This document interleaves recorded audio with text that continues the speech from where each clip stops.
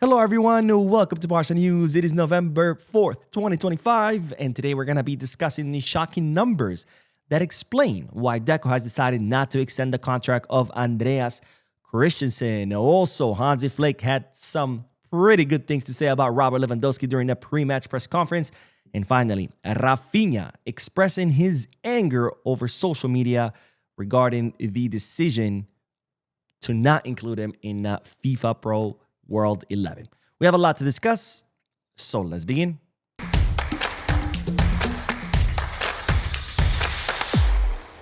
Hello everyone, welcome to the channel. My name is Mo, and we'll begin today's video by discussing the Champions League because the Champions is officially back for the fourth fixture. Of course, today we had a series of matches. Tomorrow we're going to have Barcelona versus Club Brugge. But before we talk about Barcelona versus Club Brugge, I should say Club Brugge versus Barcelona, let's review some of today's results because Napoli drew against Eintracht Frankfurt. Arsenal defeated Slavia Praha 3-0. Pretty expected. But then comes the big shocker of today as Bayern Munich defeated PSG 2-1, the current Champions League champions, falling at the hands of Bayern. Then we have Liverpool, who defeated Real Madrid, and the shocker here was that it was only by 1-0. We'll talk about it in a little bit. Then we have Atletico Madrid defeating Union SG. I guess they needed a small team to finally start getting some wins. Juventus drawing against Sporting CP. Man, Juventus, they just suck, bro. They just suck. Tottenham Hotspur defeating Copenhagen 4-0. Olympiacos drawing against PSV Eindhoven 1-1. And finally, Bodo losing to Monaco. Who the hell cares? But anyways, let's talk about the two important results of today because first of all, Bayern Munich defeating PSG. Now, I watched some of this match. I watched the first half and it was total domination by Bayern Munich. It was 2-0 in the first half. Could have easily been 5-0 because it was total domination by Bayern Munich. Then during stoppage time of the first half, Luis Diaz, who scored the 2 goals for Bayern Munich, gets a red card because of a stupid, dumb tackle. He scissors pretty much Hakimi. He gets a red card, and then Bayern Munich are able to hold on for the second half. PSG were able to score a goal, but nonetheless, Bayern Munich defeating PSG. So PSG have suffered their first loss. Bayern Munich, man, they are on a roll. I think the last stat I saw, they have won 16 out of 16 matches this season. They are on fire. So keep an eye on Bayern Munich. The other important result today, Liverpool defeating Real Madrid. I saw this match as well. Total domination by Liverpool. Today, MVP is Courtois by far because he saved like at least 4 or 5 clear chances that Liverpool had. This could have easily been a 5-0. And this, of course, proves something that I said after a Clásico match. This Real Madrid is still a mediocre team. Do not be fooled that Barcelona lost to them. We lost because we played like crap. That's why we lost. Not because Madrid are a good team, because they're not. They're a two-man team. They only have 2 players. Courtois, who stops everything that comes his way, and Mbappe, who can, capitalize on opponent's team's mistakes and score goals. But honestly, the only shocking thing about this result that it was only 1-0. By the way, a goal by McAllister, another Argentinian with a number 10 on his back, causing pain to Real Madrid. Anyways, tomorrow, of course, Barcelona will face off against Club Brugge in Belgium. It's an away match for the Blaugranas. And today they finished the last training session ahead of tomorrow's match. And the surprise was that the team trained at the Ciudad Esportiva. Now, you might say, Mo, what the hell are you talking about? That's where they train. Yes, but usually when you have an away match, the final training session, you do it at the stadium of the team that you're visiting. It looks like Flick decided to change things up and instead held the final training session at the Ciudad Esportiva.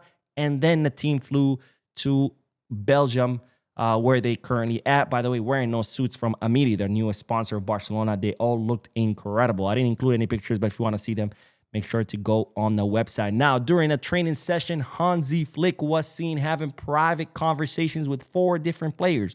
Robert Lewandowski, who is back from injury and is most likely going to start tomorrow. Marcus Rashford. Lamine Yamal, who's been going through, of course, some dip in performance.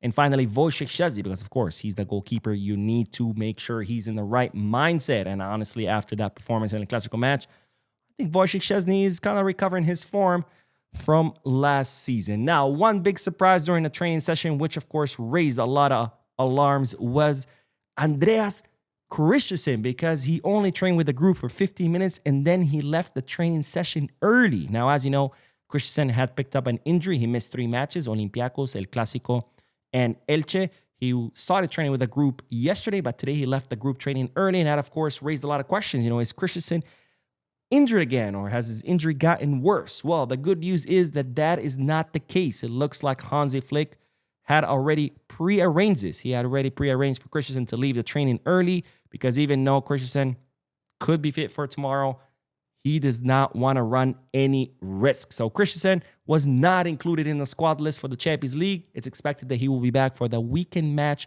against Celta Vigo. Now, speaking about Christensen, interesting numbers here, which could explain why Deco has decided not to extend his contract. Christensen's contract expires in the summer of 2026. But the big surprise is here, since Christensen signed with Barcelona in 2022, he has featured in 89 matches and has missed 75 matches.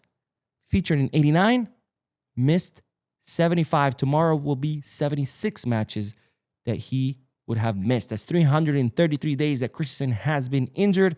The longest one, of course, was last season's Achilles injury that saw him miss 38 matches in a row. That is absolutely crazy. Now, there was a point where I constantly said, I don't understand why Deco doesn't want to renew him. Christensen is a great defender. He always performs great. Well, this explains it.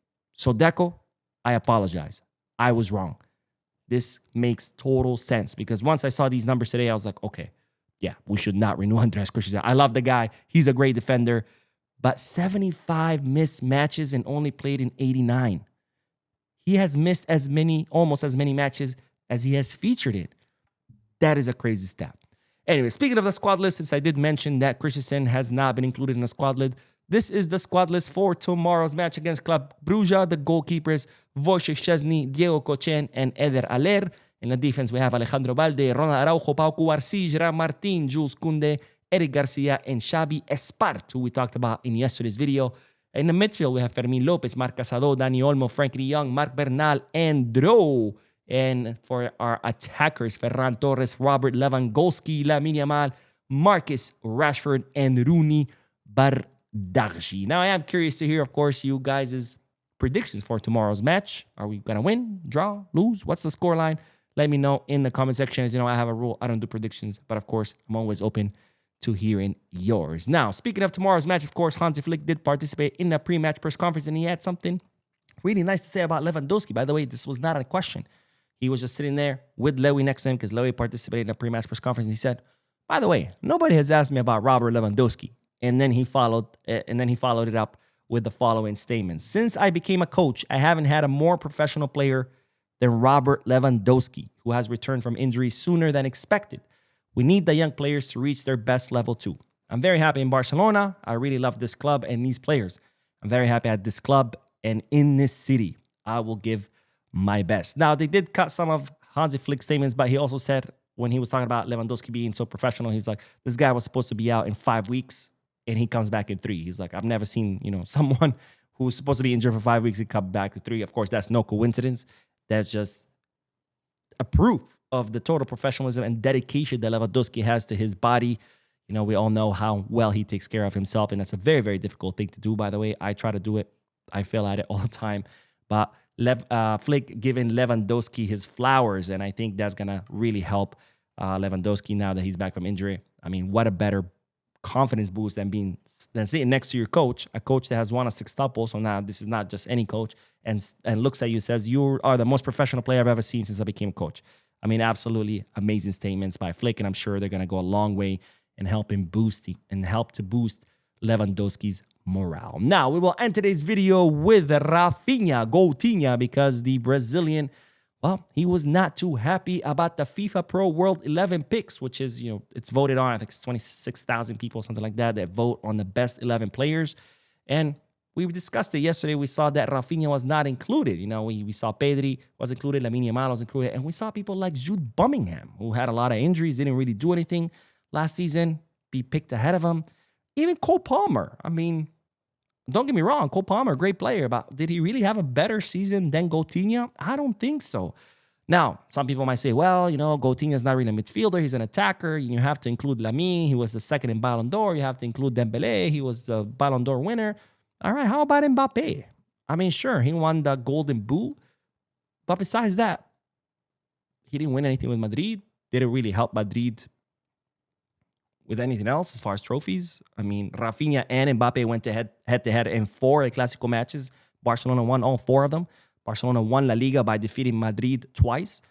Barcelona won Copa del Rey by defeating Madrid in the final. Barcelona won the Spanish Super Cup by defeating Madrid in the final.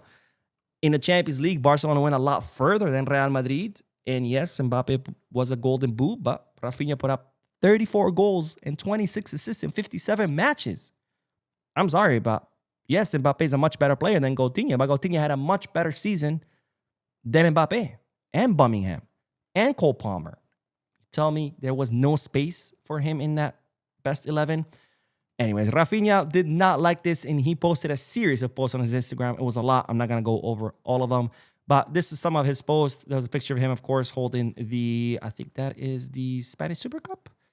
Or no, that's the Copa del Rey with the laughing emojis. And then he had this other post, you know, with all the results, kind of like reminding people of how Barcelona did last season. And of course, he was an integral part of that success of Barcelona.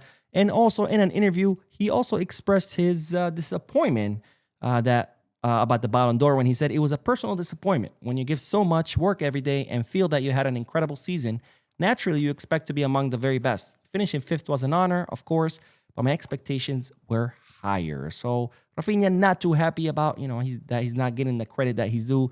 And to Raphinha, I say, you know, this is my advice, not that he needs my advice or that I'm, you know, someone important to give him advice, and not that he's going to hear this. But Coutinho, man, forget this crap FIFA Pro 11, whatever BS it is. We all saw what you did. We all know what you did. The footballing world has seen what you've done and know what you've done. Take this as fuel. Don't be mad. Don't be angry. Or be mad and be angry, but don't let that make you feel like, hey, I did my best and I'm not getting my flowers, so I should not try. The opposite. Take that anger and do even better and show them why they were wrong about you. Because yesterday's season, last year's season was your best season. And it doesn't have to be your best season in your career. It could be your best season yet. Anyways, that is all I have to say. I will be posting another video, so stay tuned to the channel. Don't forget to hit the like button, subscribe to the channel, drop a comment, and as always, Visca Barça.